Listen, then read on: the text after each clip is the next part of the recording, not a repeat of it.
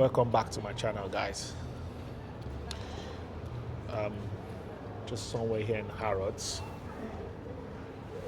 chilling, and on this segment of vlogging, it's gonna be a new concept. I want to start talking to real people and having to hear their real experience of life. I know that person to start this story with my very good friend. Is how you did today? Or should I speak English to you? Oh, I'm Nigerian, so why are you speaking I'm a full-blooded Nigerian. Let me start. Miss P. My name is Miss P. Miss P, make I start the first question. So you where to that part. Where do you live in the UK? So you live and work in the UK? Yes, I live and work in the UK. So I think come UK. Can you give us your background story? I came by air as a legitimate citizen. So can you please tell us the story of how you come by air, or how you fly? Lagos, Nigeria, or Abuja, Nigeria, or Benin City, Nigeria. Oh, wait, let me even before we ask that story. I'm from Nigeria. We are all Nigeria. We are one Nigeria. Okay. It doesn't matter where I'm from. So when you're coming to the UK, give us a background story of how you got your visa. I came to how the you UK. planned your trip. What flights did you come with? That kind of story. Yeah, we want to really know how you got here. I came to the UK as a volunteer. Oh, okay. So you come as a volunteer at Designer Slippers. So you came to the UK as a volunteer. Play me the cassette. Which type of volunteer did they come? A volunteer is actually someone that works and you don't get paid. So when I started my JAPA plans, as at then, there was no student routes. That was in 2018. There was no student routes. They haven't started the student JAPA popular thing. They've not started it then, student visa. So if you come as a student then, after your studies, you go back to Nigeria. You won't even spend 1 month in this country. Oh, okay. You have to go back to Nigeria. So the only way to come then was is either you get a job or you come as a married, unmarried partner to a citizen and you get married. That's like a spouse visa route. Yeah, spouse visa, or the voluntary work. So, sorry to cut you here. What year are we talking about? This was 2018. Hello. 2018, okay. Yeah, this was 2018.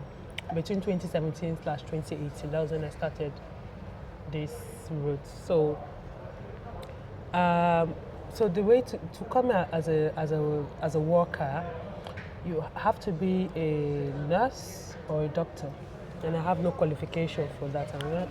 I don't plan on having any of those qualifications. So I started looking on the internet, emailing different voluntary organizations, telling them I'm interested to become a volunteer. So you did do all these things without any agent? You did do them by yourself? So I started emailing. The number of unfortunately I got. Oh my. The number of unfortunately I got was like, unfortunately we can't sponsor, blah, blah, blah, blah, blah, blah. And I was giving up until one of them replied me saying that, I can't remember what organization was this. They replied me saying that they do not sponsor, but they have information of an organization that sponsor. And they sent me, they did like a signposting. They sent me the link and everything that I should contact this organization that they sponsor. And then I contacted that organization. They were in Scotland.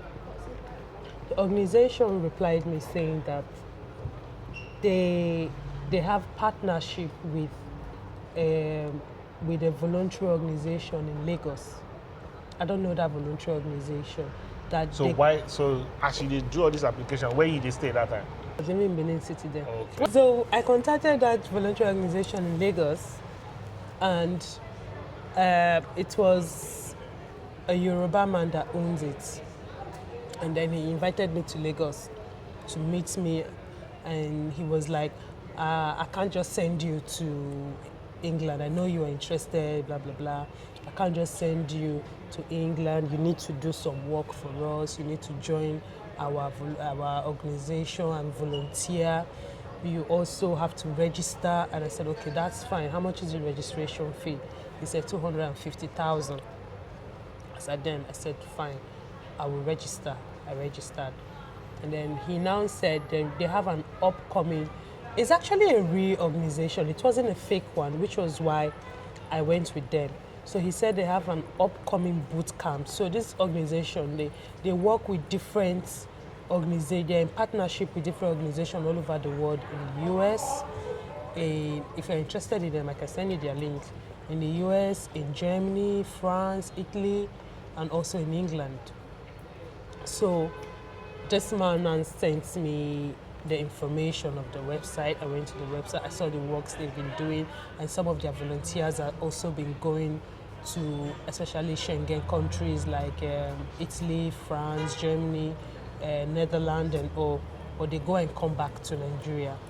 My plan was not to go and come back to Nigeria because I don't have that funds to be doing that. You already have your goal. Yeah, so he said, why not come to one of our boot camp where we do like a local thing in Nigeria. I said, okay, that's fine.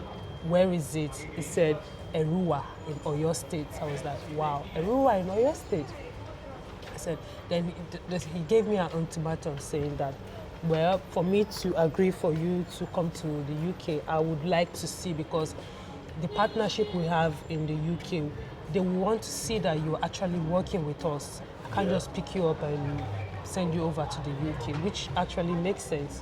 So I went to Oyo State, Erua. I stayed 1 week. Erua is a village in Oyo State, if you've heard of Erua.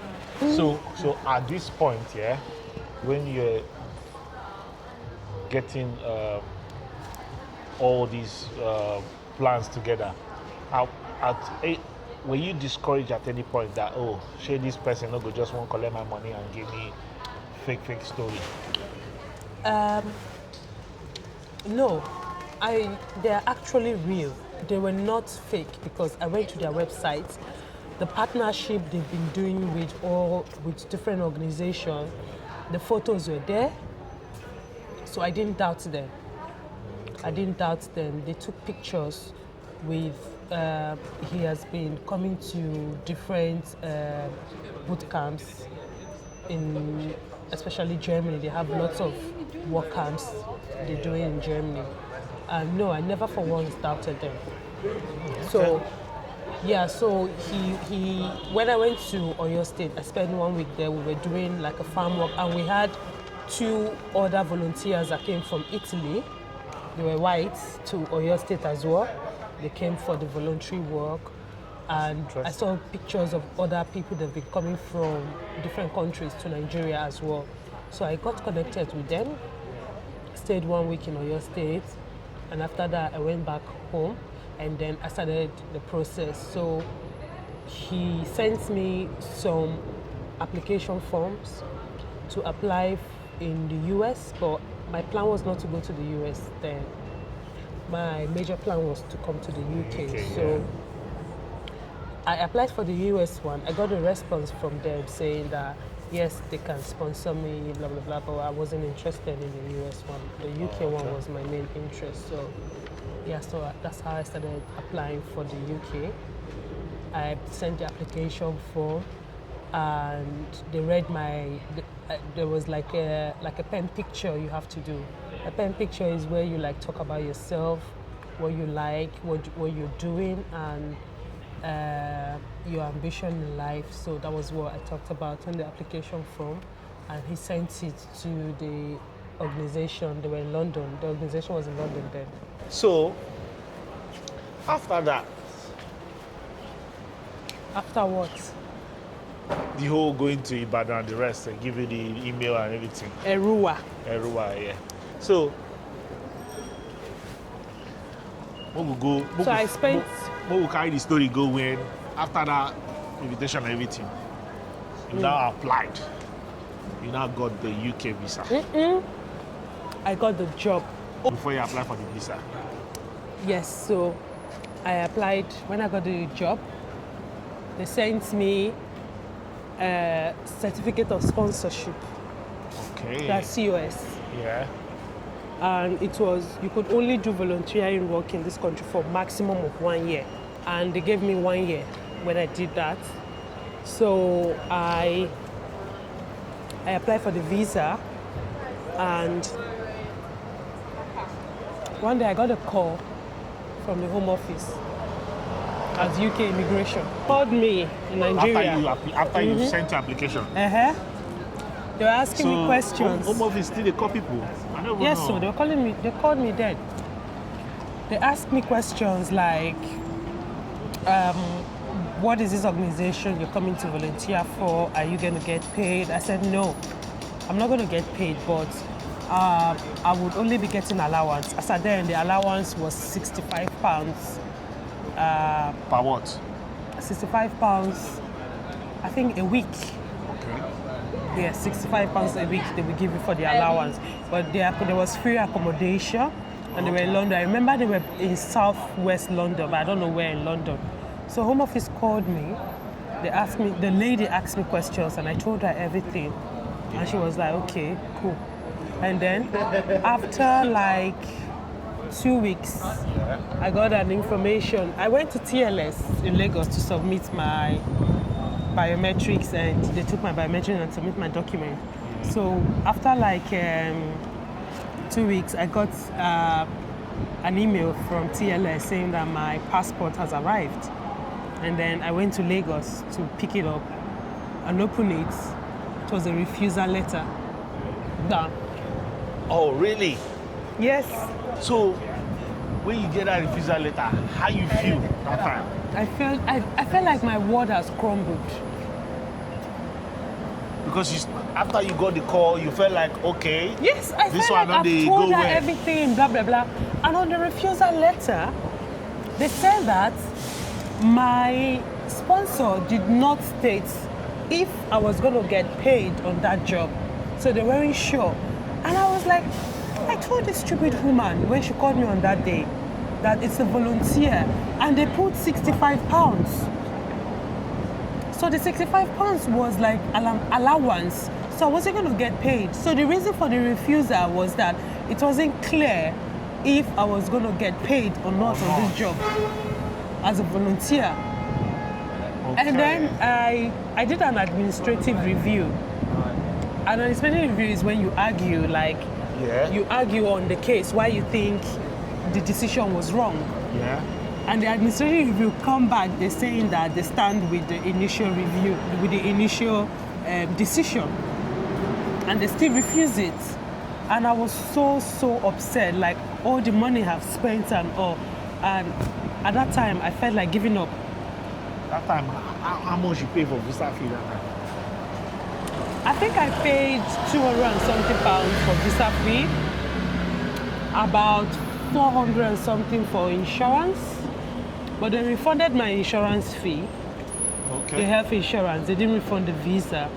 It wasn't about the visa fee, it's just the time you spend to go to Lagos and all that. And Ibadan and all that. So I was just thinking that maybe this is not for me, because prior to that, I applied for US visa. It was refused. So the UK visa refused. It was like the second rejection. Oh, after that rejection, you felt so you're not yourself, because nobody really like coming from Nigeria, where they come from. Nobody they like that story. How you going to pick up yourself, and now you're in London? Tell me, go straight to that point. Let's go. The president of the voluntary organization in Nigeria kept on encouraging me to try other work camps. If the one in London, because I really wanted the one in London. Oh, okay. If the one in London doesn't work, I should try again. I was like, are you sure? What if they refuse this one, blah, blah, blah? He said, no, try again. I said, okay. I started applying again, started everything again from the beginning. For the same voluntary purposes. Oh, stay here. I'm getting put out of the background. For the same voluntary purposes. Yes, for the same voluntary purpose. So I applied again Yeah. for another voluntary organization in Scotland. Okay. And they accepted again because getting the invitation is not difficult. Oh, It's the okay. visa that is difficult. They accepted again. I did everything, submitted everything they wanted. They sent me the sponsorship number to apply for the visa. Okay. But on this one, the bad side of it was that most of their work camps was in Scotland. The Okay. only one in England was like far away in Yorkshire, up north. So I had no option that to choose the Yorkshire one. I applied for that one. Yeah. It was in a village. I didn't know then it was a village until I arrived. So when Submitted the application. I submitted the application, Home Office called me again. Guys. But she didn't send you message, say they will call you, or they just call you unexpectedly. They just called me on a random day. So you don't even plan Nothing. any answer. Nothing. They just called me. And this time it was a guy Okay. that spoke to me. Yeah. And then he was like, oh, I'm reviewing your application now, and I'm going to ask you some series of questions. I was like, gang. Where I put my file, I went to take it, and I was Oh, that day you did house. at home. I went to Okay. pick the file, and I was reading. He caught me reading. It was He a said- video call. I said, yeah. He said, no, don't. If you're reading, don't do that. You have to ask. I'm asking you questions. Don't read. Just tell me what you know about this organization. I said, okay, Okay. that's fine. And then I thought like him catching me read was like an automatic denier. So the first thing he asked me when he called, he was like, hello, peace, how are you? How are you doing? I said, I'm good. So, how do you feel today? I said, I feel weird. And he started laughing. He said, weird. I said, why? Because I wasn't expecting your call today. How did you know the call was from the Home Office? He introduced himself, Okay. saying he's an immigration officer. Yeah, but the number was showing. The number was showing +444. So Okay. I actually thought if it's not from the Home Office, someone from the UK calling me. But as at then, I was expecting them because I knew they called me before that, in the first application. Oh, okay. So you're a bit prepared. So when he called me, he asked me how you feel. I said I feel weird. I wasn't sure why they kept on interviewing me for this. He said, well, that's the process. We are interviewing you just to find out about this organization, if you know what you're coming for. Yeah. So I said, okay, that's fine. He started asking me questions. That was that I was reading from my file, and he caught me. He said, are you reading from your file? And I was laughing. He said, don't do that. So I said, okay, that's fine. I put it away. And I thought that was like an automatic fail. Yeah. But it wasn't. He was just questioning me, saying, what are you coming to do? Where are you going to? What village is that? The village was called Danby. I said Danby. He said, oh, where is Danby? I said, somewhere in the north. I don't know where it is. He said, okay, are you going to be volunteering? I said, yes. He was like, do you have an experience as a volunteer? Yeah. I said, yes. I have an experience. I've been to Oyo State, working in a work camp. Blah, blah. He was like, okay, that's fine. It was a very short call. And then after that, a few weeks, this time around, I didn't plan myself to go back to Lagos. I did like a DHL delivery. Okay. So they delivered it to the DHL office. So I got a call from DHL saying that they have my parcel, that they will come and deliver it for me the next day. I said, hold on, don't worry, I'm coming to your office now because I know where it was. Office in. Yeah. I said, I can't yeah. wait for the next day. I'm coming to your office now. Well, you already paid for the service. Why do I you want to don't go there? care. So like sleeping to the next day? I said no.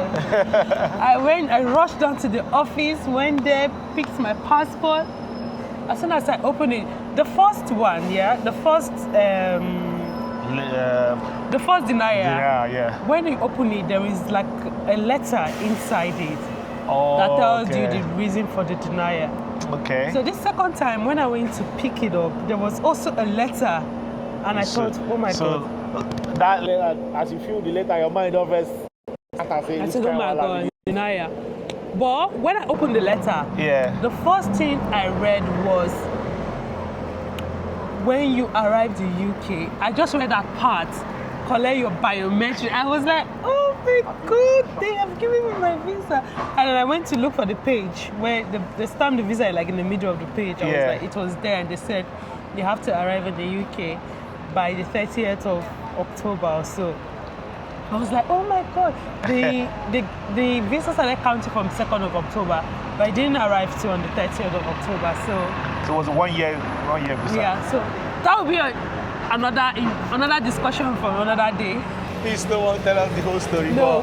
but at least this one makes sense. We encourage so many people that if they deny you first time, don't mean say, you know, if you try again. Denial is not the end of the world. You have to keep trying and always keep a positive mind, because no matter what you're doing in life, there's always a way. Yeah. That's what I always tell people. There's always a way. Don't ever think that there's no way. But I think we can go in there and buy anything we want. The next one would be how I found myself back in London after staying in Yorkshire for 1 year. That's going to be a very interesting story. So guys, from me, from the lovely piece, is